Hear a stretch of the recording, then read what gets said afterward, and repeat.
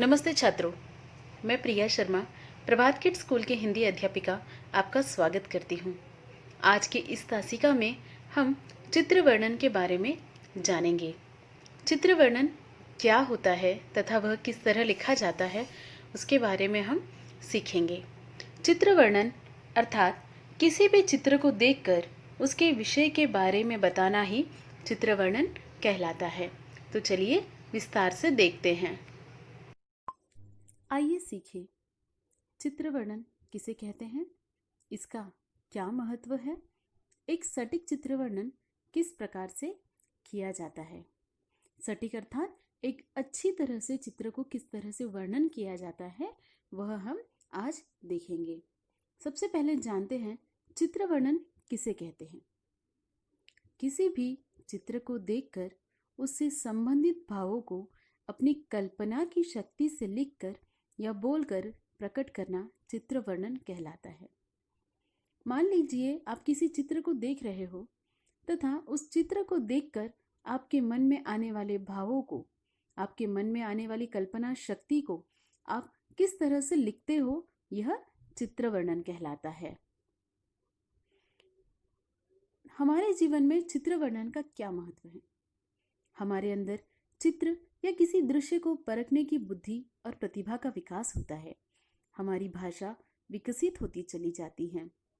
हमारी कल्पना को एक नया रूप मिल सकता है, जिसके सहारे हम कुछ नया आविष्कार कर सकते हैं या अपनी प्रतिभा को पहचान सकते हैं। बच्चों के बुद्धि के अनुसार या उनके उम्र के अनुसार बच्चों में अलग अलग कल्पना शक्ति का विकास होता है। कई बच्चे अपनी कल्पना शक्ति को चित्र का रूप देते हैं, कई बच्चे उन्हें शब्दों का रूप देते हैं, है ना।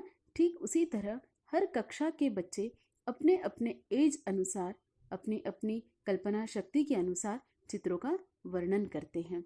चित्र वर्णन करने से उनकी बुद्धि का विकास होता है, उनकी प्रतिभा का विकास होता है।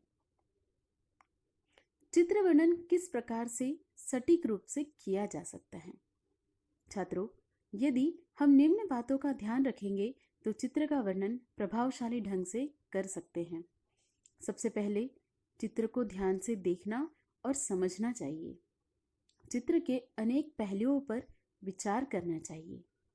शब्द सीमा 70 से 80 शब्दों से अधिक नहीं होनी चाहिए। वाक्य छोटे और सार्थक होने चाहिए। लिखावट सुंदर और समझने योग्य होनी चाहिए। दृश्य किसका है, उसमें कौन है, वे कहाँ पर है और क्या कर रहे हैं, संदेश या सीख क्या मिलती है।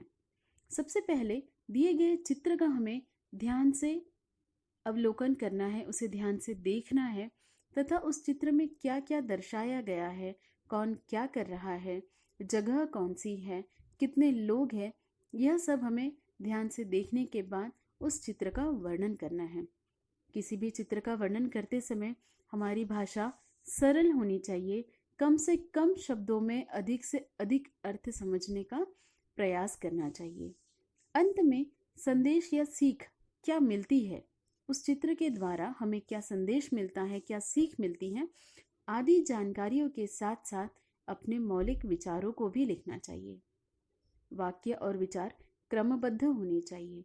क्रमबद्ध अर्थात लाइन से होने चाहिए। जैसे कि चित्र में जो सबसे पहले आपको नजर आता है वह आपको लिखना है, उसके बाद दूसरा, तीसरा, इस तरह से कर कर आपको एक व्यवस्थित चित्र वर्णन करना है। सभी वाक्य एक दूसरे से संबंधित होने चाहिए। अनावश्यक बातें नहीं कहनी चाहिए। ऐसी कोई भी विषय उसमें हमें नहीं लिखना है जो हमें उस चित्र में दिखाई नहीं दे रहा हो। वाक्य और विचार लिखते समय यह ध्यान देना जरूरी है कि पहला वाक्य दूसरे वाक्य से संबंधित होना ही चाहिए, अन्यथा वह एक व्यवस्थित चित्र वर्णन नहीं कहलाएगा। आइए अगले पृष्ठ पर दर्शाए गए चित्र का वर्णन करते हैं। यह चित्र एक छोटे से बच्चे का है। मुझे वह बच्चा आसमान के बादलों में पड़ता दिख रहा है। उसकी मेज के नीचे एक बिल्ली भी है। ऐसा लगता है बिल्ली और वह बच्चा दोनों एक दूसरे से बहुत लगाव रखते हैं। इसी कारण वह बिल्ली उसके साथ यहाँ भी दिखाई पड़ रही है। रात अंधेरी है लेकिन सुहावनी है। आसमान में चारों ओर सुंदर तारे टिमटिमा रहे हैं। पर यह क्या? इतने सुंदर दृश्य में भी यह बच्चा पढ़ने में रमा है। वह इस दृश्य का आनंद भला क्यों नहीं उठा पा रहा होगा? इसकी दो वजह लगती हैं। पहली यह कि कल से उसकी परीक्षाएं हैं और दूसरी यह कि उसके साथ उसका कोई साथी नहीं है। खैर, जो भी कारण हो, लेकिन इसकी जगह पर मैं होती तो किताबों को बादलों से नीचे गिरा देती और एक से दूसरे बादल पर छलांग लगाती।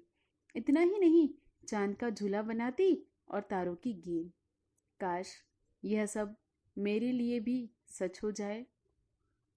तो देखा छात्रों आपने किस तरह एक चित्र का अपने शब्दों में वर्णन किया गया है।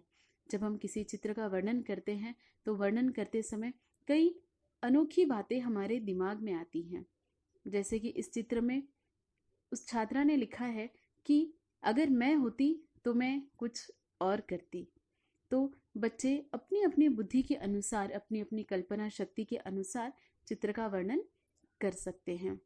आगे आपको एक अभ्यास कार्य दिया जाएगा, उसे आपको पूरा करना है। नीचे दर्शाए गए चित्र का वर्णन कीजिए। ध्यान रहे, चित्र वर्णन करते समय वाक्यों का क्रमबद्ध होना जरूरी है। शब्दों का कम से कम प्रयोग करें तथा एक व्यवस्थित चित्र वर्णन लिखकर बताएं। धन्यवाद।